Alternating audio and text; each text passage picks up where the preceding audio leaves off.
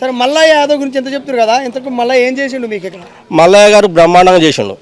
నిరంతరం ప్రజలకు అందుబాటులో ఉంటూ కావలసిన పథకాలన్నీ ప్రజల వద్దకు తీసుకొచ్చి ఆయన పార్టీ అని చూడలే, ఏ పార్టీ ఏందని చూడలే, వ్యక్తి యొక్క కుటుంబ పరిస్థితులు వాళ్ళ యొక్క నేపథ్యాన్ని బట్టి ప్రతి ఒక్కరికి నిధులు అందియటము, సీఎం రిలీఫ్ ఫండ్ కూడా ప్రతి కుటుంబానికి అందే విధంగా, ఆ కుటుంబ పరిస్థితి బాగాలేదంటే పార్టీ అని చూడకోకుండా డైరెక్ట్ పథకాలన్నీ డైరెక్ట్ వచ్చి ఇంటికి వచ్చి ఇచ్చేది.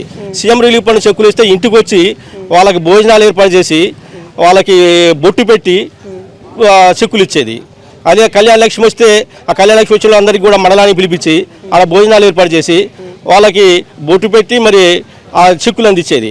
ఇట్లా ప్రతిదీ కూడా ప్రజల వద్దకు పోయి ఇచ్చేది కాబట్టి ప్రజలలో పూర్తిగా మమేకం అయిపోయిండు. అందరూ మా మల్లయ్య గారు అంటారు. మరి 3 సంవత్సరాల తర్వాత మళ్ళీ ఎలక్షన్లు వస్తాయి కదా, మరి మీ మల్లయ్యని గెలిపిస్తారా మీరు? ఈసారి ఎలక్షన్లో ఇక మల్లయ్య గారు గెలిపిస్తారా కాదు, ఆల్రెడీ డిసైడ్ అయిపోయింది. ఇక మల్లయ్య గారు నెక్స్ట్ ఎమ్మెల్యే అనేది డిసైడ్ అయిపోయింది. ఇక జనాలను డిసైడ్ అయిపోయింది అంతే. ఇక అది మనం ఆపినా ఆగేది కాదు.